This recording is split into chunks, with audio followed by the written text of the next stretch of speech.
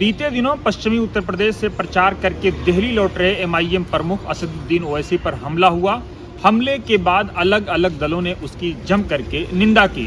वहीं असदुद्दीन ओवैसी ने ट्वीट करके कहा कि उन पर जो हमला हुआ है उसकी जांच होनी चाहिए। साथ ही असदुद्दीन ओवैसी ने सिक्योरिटी लेने से इनकार कर दिया है। उन्होंने कहा कि मेरी मौत ही मेरी हिफाजत करेगी। लेकिन इस पूरे मामले पर कांग्रेस पार्टी का क्या रुख है, आइए देखते हैं ये रिपोर्ट। ओवैसी साहब पर हमले को किस तरह देखती है कांग्रेस? मुझे लगता है कि एक सांसद पर हमला होना गंभीर बात है और उत्तर प्रदेश में जिस तरह का माहौल ध्रुवीकरण बनाने की कोशिश है, ये अपने आप में और भी बहुत सारे सवाल खड़े करती है। इसकी सख्ती से जांच होनी चाहिए।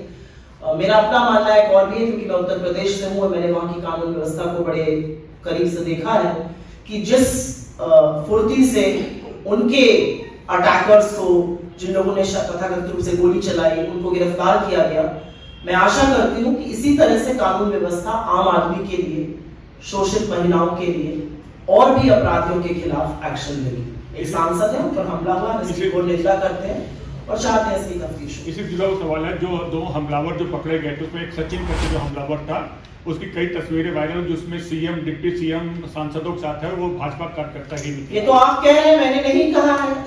इसकी बिल्कुल जांच होनी चाहिए कि इस हमले के तार कहां तक जुड़े हुए हैं।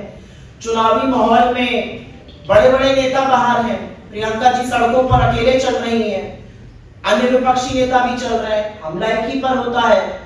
तो ये तो आप कह रहे हैं, जो आपने बात कही है, तो बिल्कुल इसकी जांच होनी चाहिए कि इसके तार कहां तक जुड़े हुए हैं, कौन थे वो लोग, और जो त्वरिता, जो तुरंत इसमें बात हुई है, वो मुझे लगता है कि आगे बढ़नी चाहिए।